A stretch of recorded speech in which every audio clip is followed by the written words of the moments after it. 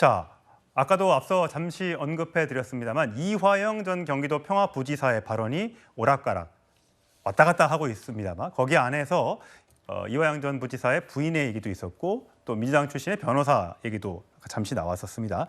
근데 검찰이 이화영 부지사가 최근에 쓴 이 진술 번복과 관련해서 좀 누군가 써준 것 같다라는 의심을 하고 있습니다. 그 안에 보면 저 대신 내용이 저희가 준비가 됐는데 그래픽을 보면서 설명을 드리면 이제 이화영 전 부지사가 저렇게 재판에 진술 신뢰가 저하돼 저 대신 이화영 이런 말을 썼는데 자 이민찬 부대변인 보통 이게 누군가 뭔가 진술서 쓸 때 저는 나는 뭐 이렇게 쓰는데 저 이화영 뭐 이렇게 써준 것에 대해서 검찰 쪽에서는 이거는 본인이 쓴 것 같지가 않고 누군가가 뭐 대신 써줬다는 말은 아니고요. 누가 불러준 대로 적은 것 아닌가라는 의심을 하는데 어떻게 들으셨어요? 그 사이에 변호인이 바뀌었지 않습니까? 예.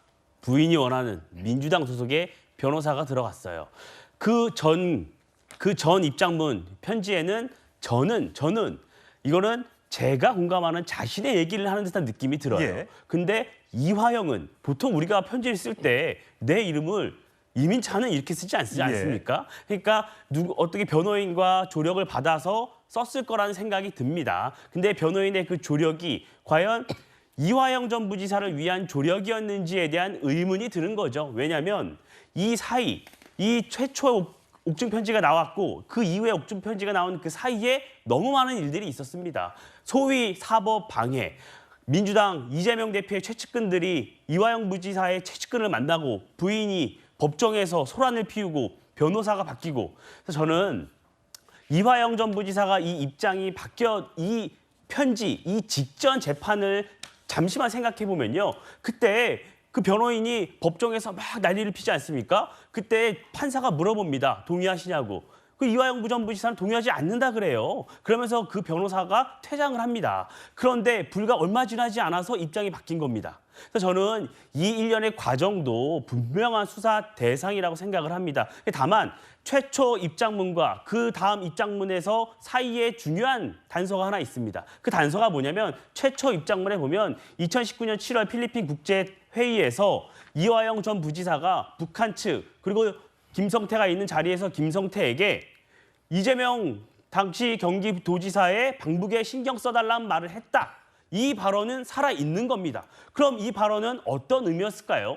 그래서 저는 이 부분은 추후 공판에서도 판사가 질의를 할 수밖에 없고 점점 이렇게 이 진술이 오락가락하는 이 과정에서 자신의 발언의 신뢰도는 추락하고 있다. 이 말씀을 드리고 싶습니다. 이제 새로 나온 소식이 하나 있는데 이화영 전 부지사가 그동안 쌍방울과 이 북측의 경제협력 협약식에는 나는 참석한 바가 없다. 이렇게 주장을 해왔습니다. 다수의 참석자들, 특히 쌍방울 쪽에 있는 분들은 이화영 전 부지사의 목소리가 담겨 있다라고 주장했는데 그 화면을 보시겠습니다.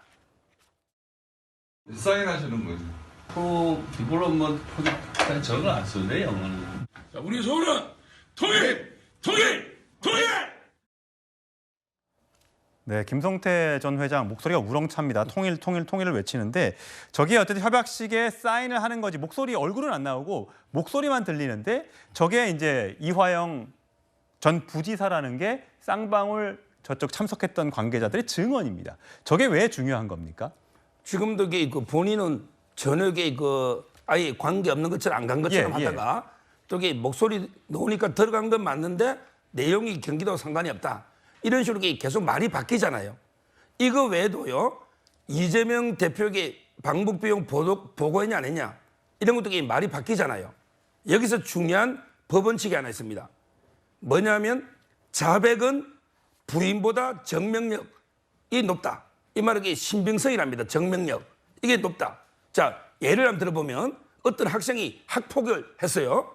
근데 반성문을 써라는데 한 번은 선생님한테 때렸다고 인정해가 자백을 했어. 예. 근데 갑자기 혼날 것 때문에 나 때린 적 없다고 부인을 해. 또 이게 왜 거짓말 했더니 또 자백을 해.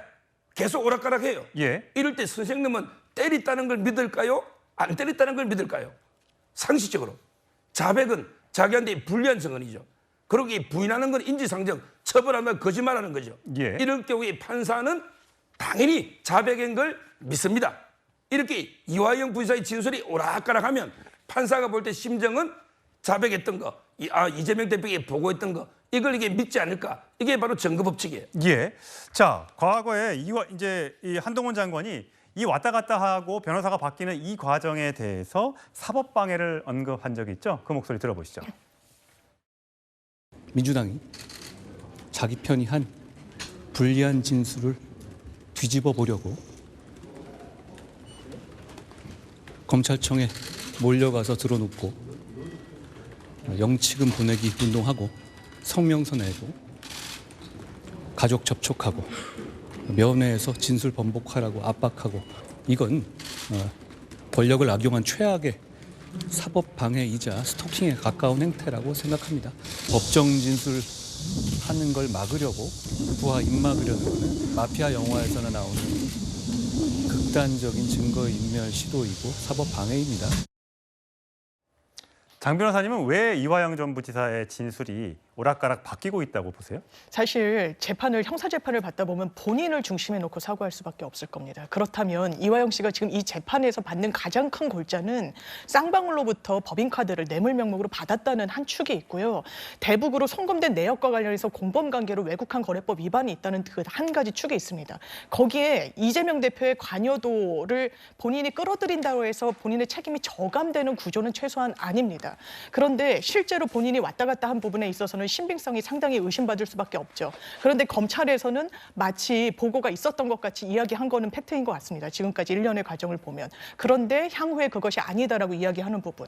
그런데 많은 피고인들이 검찰 과정에서 했던 이야기를 번복하는 과정들은 많습니다. 자백의 힘이 강력하다고 하더라도 형사소송법이 개정돼서 검찰의 이 신문 조서 와 관련한 이 부인을 하게 되면 증거로 못 쓰게 또 형사소송법이 바뀐 부분도 있거든요. 그렇다면 본인이 최종적으로 결론 내린 이 진술을 얼마나 끌고 갈 수 있을 때 그 증거들이 맞아 떨어지는지가 관건일 거고 지금 이게 이재명이란 대표를 뭔가 상수로 두고 하는 행동이라고 보기에는 서로에게 도움이 안 되는 행동이기 때문에 아마 본인에게 제일 유리한 전략을 선택하는 방향으로 가고 있는 것 같습니다. 네, 과연 이화영 전 부지사의 생각이 이번 바뀐 게 마지막이 될지 아니면 또 한 번 뒤집어질지 많은 국민들이 관심을 갖고 지켜볼 것 같습니다.